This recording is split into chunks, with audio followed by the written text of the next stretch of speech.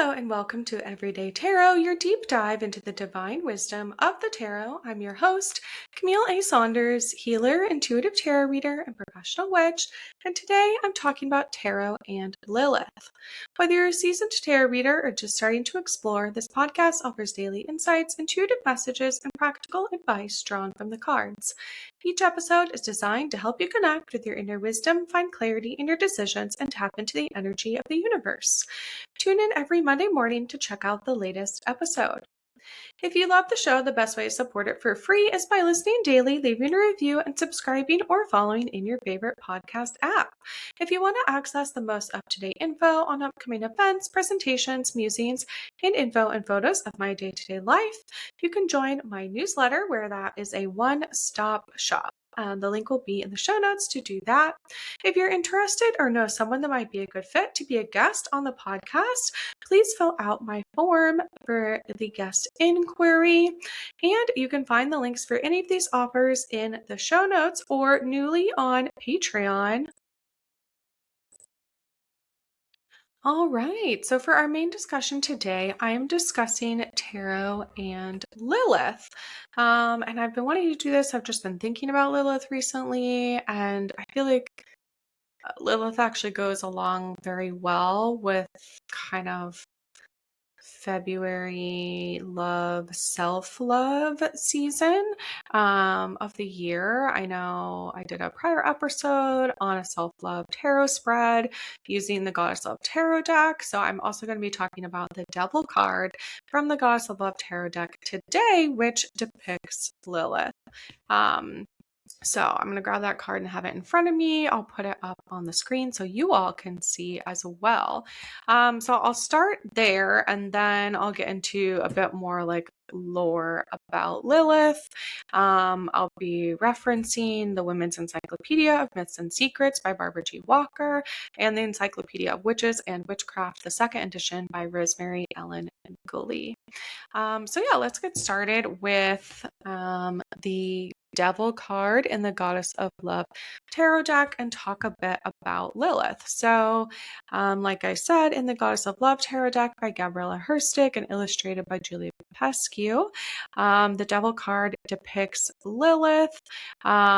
She has these like red wings. There's a snake involved. She's like fairly naked with the snake sort of like decoratively covering parts of her. We get like the five-pointed star above her of the pentagram, and then I'm looking at what else. We get some roses on each of the edges of the pentagram, like points. And then, yeah, really all we see, her face is covered by like the snake's face actually in this depiction. Oh, and we get some drops of blood from the red wings that she has, like angel wings that are red. But yeah, the snake's own face is like covering the face of the depiction here. So we kind of just see black hair and perhaps like a red headband. And that's like kind of what we can see of her. In Capricorn season, I talked about this, but the Devil card is often associated with Capricorn. So that is this card's astrological correspondence. And it says to liberate yourself from the expectations and desires of another and live your life on your own terms is powerful. The Devil invites you to break the chains, to release the fear of the depths and depravity of all of life, and to be embodied in the experience of humanity. The Devil card is the anarchist who wields unbridled self-awareness as the source of power, and no one represents this more than the bad bitch of the Talmud, the book of Jewish commentary on the Torah, Lilith. As Adam's first wife, she refused to be subservient to him, especially during sex. When he refused anything but missionary sex, Lilith proclaimed the ineffable name of God, sprouted wings, and went to the Red Sea, hence kind of the red wings, where she birthed scores of demon children by having sex with men as they slept, or so the story goes. Lilith represents the uncontrollable, erotic, divine feminine. She represents the power of the devil as a liberating force and as a source of fear. It is the only It is only when one is unfamiliar with their own power that another's seem like a threat. This is Lilith's gift. Total autonomy. Lilith doesn't adhere to religious, social, or political norms, and to worship at her altar is to worship at the totality of the self. And so the affirmation associated with this card says, I am a dark god or goddess of love, lust, and desire, and I claim my sexuality as my own. The journal question is, in what ways can I reclaim my erotic self and sexual power? And then this deck also has rituals in it sometimes. So there's a whole ritual here of connecting with the devil card, with Lilith, and with yourself as well. That's very cool. So that's where we're going to kind of start with Lilith and her depiction. I'm going to read a little bit more from the Women's Encyclopedia of Myths and Secrets about Lilith to just fill in a bit more of like the lore. And honestly, I guess I will also put this in my references as well. But one of the best depictions of Lilith I've seen is in The Chilling Adventures of Sabrina. TV show that ended a couple of years ago. But there's a character in there that is throughout all the seasons that is Lilith. We don't know it at first, but she kind of comes clean after a while. And we get just like a lot more of the nuance of Lilith. Again, we kind of see her as very innocent at first, and then it kind of gets revealed that she's Lilith, and we see her as very devil-like or entirely evil, or kind of like all the normal things that sometimes religion and Christianity associates with Lilith. And then we kind of see like, oh, actually, like she does care about things, and like there's a lot more depth to her. And so I think that aspect is important, and so recommend that it's a long show, so you got to be committed to really go into it. And if you want a more brief intro to the show, on my tarot and pop culture season, I did an episode on Chilling Adventures of Sabrina, because they have a tarot reader in an episode where she reads a lot of the main characters' cards, and we kind of get to see like what happens, or kind of the fallout from that, let's say. All right, so again, this is from the Women's Encyclopedia of Myths and Secrets, one of my favorite kind of reference tomes by Barbara G. Walker. And so Lilith, if you don't know or weren't raised in kind of like Christianity, was Adam's first wife, a relic of the early rabbinical attempt to assimilate the Sumero-Babylonian goddess Belit-Ili or Belili to Jewish mythology. To the Canaanites, Lilith was Balat, the divine lady. On a tablet from Ur circa 2000 BCE, she was addressed as Lilik. Hebraic tradition said Adam married Lilith because he grew tired of coupling with beasts, a common custom, it says, of Middle Eastern herdsmen, though the Old Testament declared it a sin. Adam tried to force Lilith to lie beneath him in the kind of, quote, missionary position favored by male-dominant societies, and Muslims were so insistent on the male superior sexual position at the time that they said, in quotes, accursed be the man who maketh woman heaven and himself earth, end quote. Catholic authorities said any sexual position other than the male superior one is sinful, but Lilith was neither a Muslim nor a Catholic. She sneered at Adam's sexual crudity, cursed him, and flew away to make her home by the Red Sea. God sent angels to fetch Lilith back, but she cursed them too, ignored God's command, and spent her time coupling with quote-unquote demons, it says, whose lovemaking evidently pleased her better, and giving birth to 100 children every day. So she's seen as this kind of like demon mother in that way. So God had to produce Eve as Lilith's more docile replacement. Lilith's fecundity and sexual preferences show that she was a great mother in that way of like at the time settled agricultural tribes who resisted the invasions of nomadic herdsmen represented by Adam. Early Hebrews disliked the Great Mother who drank the blood of Abel the herdsman after his slaying by the elder god of agriculture and smithcraft Cain. In Genesis. So Lilith's Red Sea was another version of Kali Ma's ocean of blood, which gave birth to all things who needed periodic sacrificial replenishment. There may have been a connection between Lilith and the Etruscan divinity Lilith, who had no face and who waited at the gate of the underworld along with Ida and Persephone. Okay, so like Hades and Persephone, to receive the souls of the dead. The underworld gate was a yoni and also a lily, which had no face. Admission into the underworld was often mythologized as a sexual union. The lily, or lilu, lotus, was the Great Mother's flower yoni, whose title formed Lilith's name. The story of Lilith disappeared from the canonical Bible, but her daughters, the Lilim, haunted men for over 1,000 years. Well into the Middle Ages, the Jews were still manufacturing amulets to keep away the Lilim, who were lustful she-demons given to copulating with men in their dreams, causing nocturnal emissions. Naturally, the Lilim squatted on top of their victims in the position favored by ancient matriarchs. Greeks adopted the Lilim and called them Lamai, Empase, or forcers in, or daughters of Hecate. Christians also adopted them and called them harlots of hell, or succubae, the female counterparts of incubi, or like an incubus and a succubus.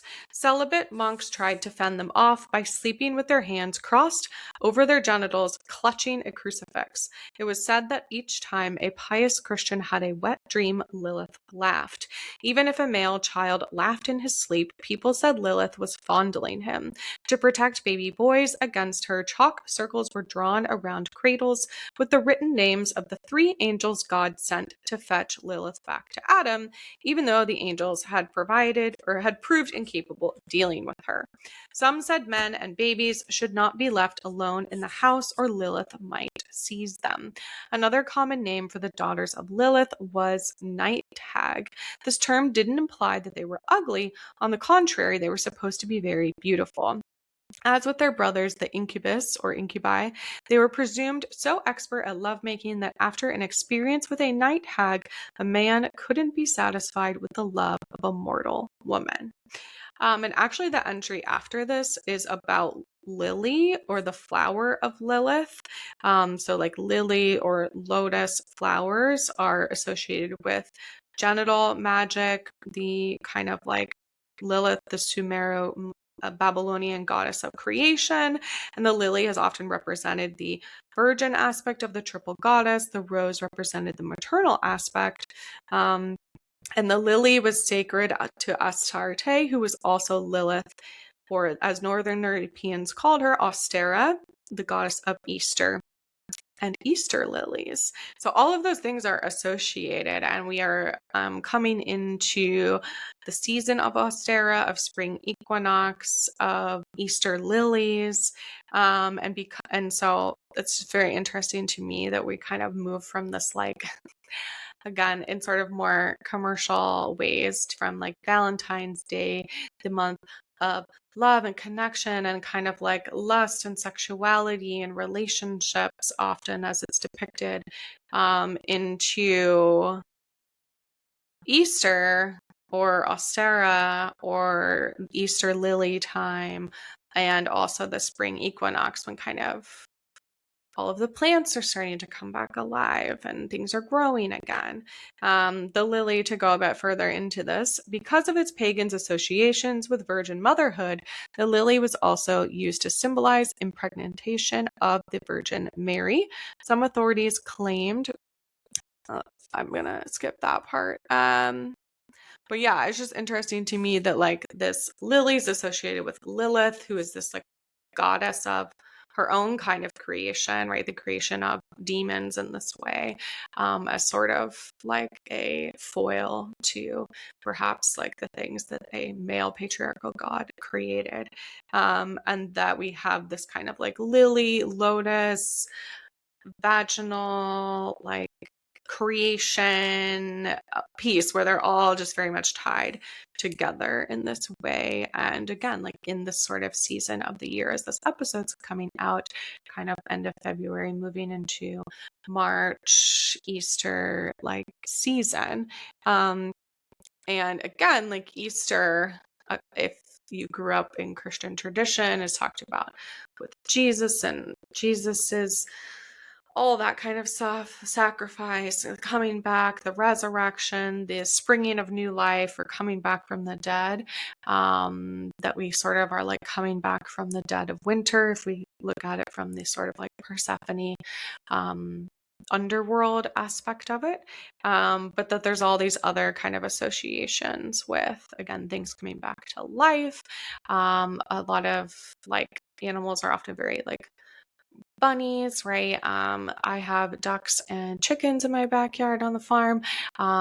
Like lay a lot of eggs, become more, they like start trying to have babies again come spring. And so all of that is also associated with this like time of year of kind of like the creation time of year, which again, really like Lilith is kind of, like I said, like the feminine, divine creator goddess, as the kind of like opposite to the perhaps like patriarchal god that we see often depicted in Christianity. All right. So yeah, that's our reading for today. Our book reading. So yeah, I guess for all of these reasons, I thought it was interesting to talk about Lilith and tarot. Lilith gets associated with the devil card, and certainly with just the devil in general. Again, in kind of like Christian tradition, or as like the mother of demons, seen as very like corrupting, right? All of that history talking about like yeah, when men like basically like being at the whim of Lilith, or that like anytime someone is having like wet dreams or nocturnal emissions, as they say in the book, that like they were very fearful of Lilith, or that was Lilith like coming to get them and to create more demon spawn. It's very much like turns this creator energy into basically like the worst thing, I would say, that like Christianity can think of, which is like, right, a woman who can create all on her own, right? Like doesn't need a man to do it, and is not subservient to a man, right? Like she says no thank you to Adam and what he wants. And the patriarchal god creates, oh, okay, we'll give him another woman that's different with Eve, right? We have the snake in this image of the devil card and the goddess of love tarot deck.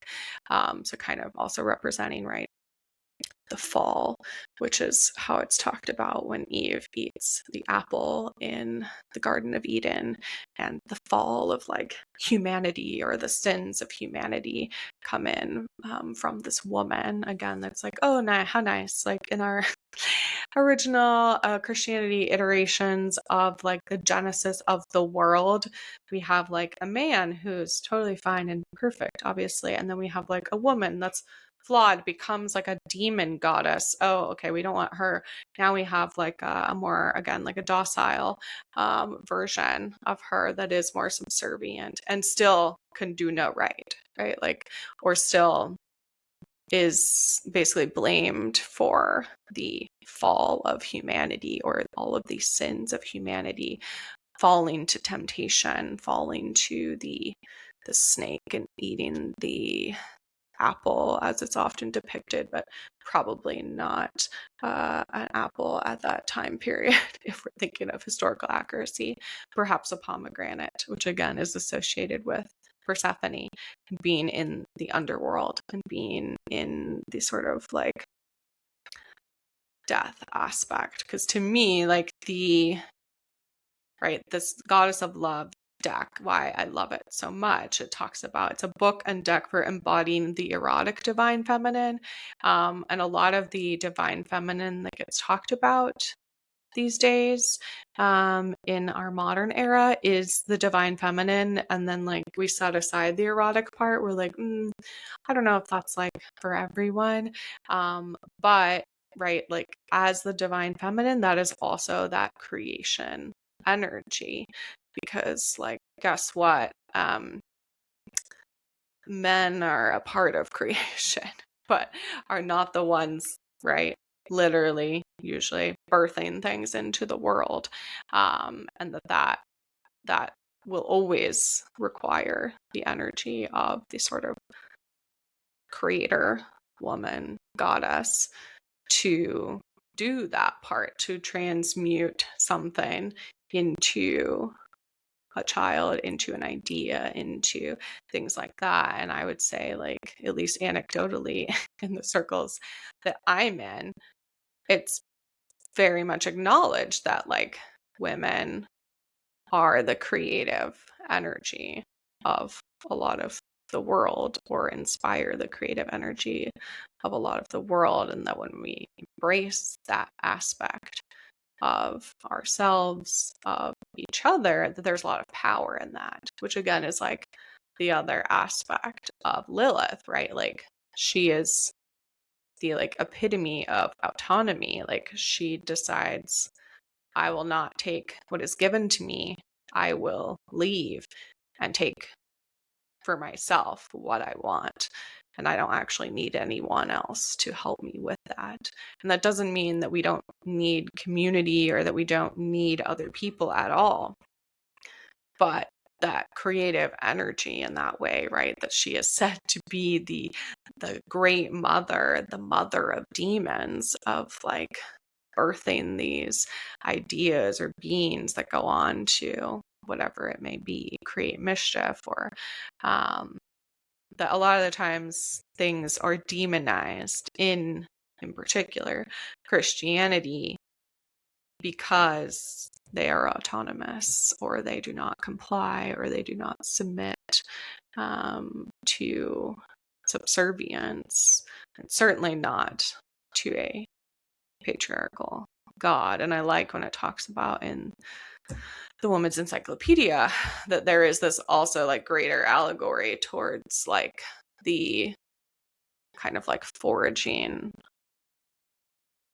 or you have the people, like the herdsmen, um, and then you have the agricultural kind of like societies coming together, and a bit of that conflict there, because agricultural society requires you stay in one place and cultivate soil in that area, and herds society, or herdsmen, right, or having shepherds or things, requires that you are moving at all times to find more grass and pasture for your animals to graze, that you are always going out and kind of going out to, in some sense, conquer, but also like to take that grass, and kind of you need a lot of space in order to rotate the animals so that the grass doesn't die back entirely.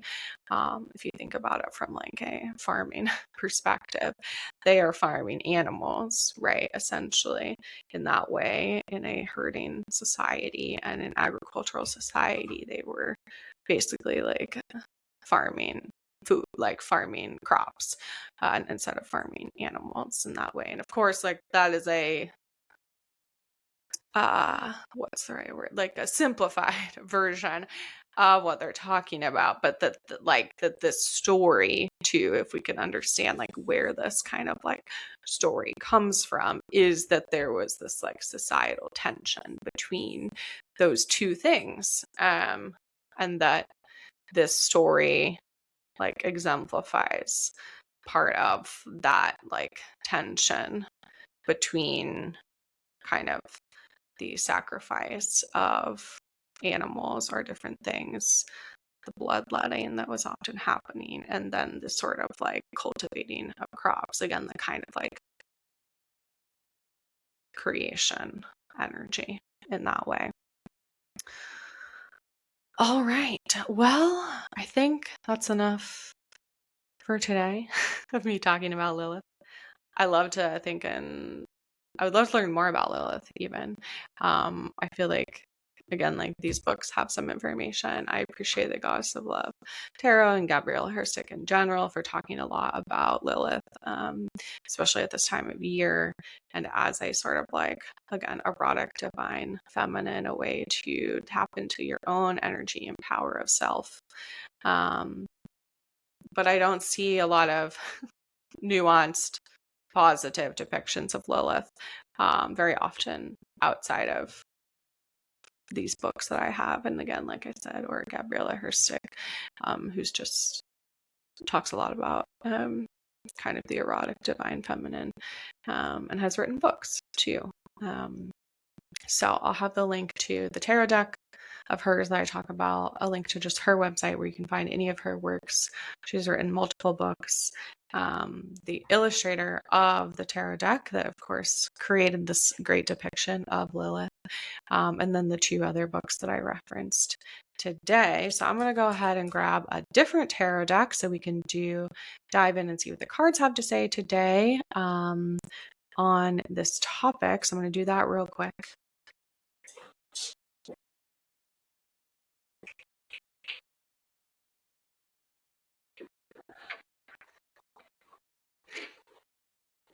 All right, we're going to go with the classic Sacerdote Tarot deck by Stasia Burrington. This was my first tarot deck. It still has a lot of the sort of color vibes of this Goddess of Love tarot card of the Devil. A lot of red and black. And just kind of, I don't know, goth vibes. So I'm going to shuffle real quick. And be thinking about, what else do we need to know right now? Is there anything else that Lilith would like to share with us? I was just checking. I have a candle burning back here, a black candle, and it's still going. That I started earlier while doing this episode. Okay. What else? Oh, I pulled the Star card, which in this deck depicts a kind of, we're in space. We see kind of the Milky Way across the middle of the card. We see an astronaut tethered kind of across the card in their astronaut suit out in space. And again, very appropriate for this time of year. The Star card is associated with Aquarius. In February, we are in Aquarius season, and around February 18th, 19th, 20th, depending on the year, we transition into Pisces. Pisces is the last sign of the zodiac. And kind of the last one to come through until we get into the spring equinox and Ostera, where we have new energy, right? We start in Aries. It's creative energy. It is the spark. It is the fire sign. It is all of those things. So let's see. I'm familiar with the Star card, but let's look at what this deck in particular talks about. It calls it the astronomer, the navigator, the explorer. The star is full of hope, joy, lightheartedness, and free-flowing love. It is optimistic, trusting, excited, and inspired. The explorer is open-minded, serene, and generous. As the card directly after the tower, the star represents the calm after the storm. And this deck sometimes has quotes along with it, along with each card. So the quote for this one is, "What would you ask for if you knew the answer was yes?" So that is what I am leaving you with today. Going forward, I am doing weekly episodes published on Monday mornings. I'm having guest episodes about once a month. You can look out for those. Going forward, every episode will be on video, and you can check those out on Spotify and YouTube. Of course, the audio will go more places into your favorite podcast app, but if you want to check out the video, check out our Spotify, and YouTube channels. If you or someone you know would like to be a guest on the podcast, you can fill out my form to be a guest to submit an inquiry. Links for the decks I talk about will always be in the show notes and on Patreon if you'd like to look at them or purchase them.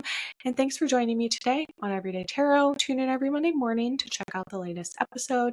And you can email me, me@CamilleASaunders.com, with your thoughts, questions, and more. All right, see you soon. Bye-bye.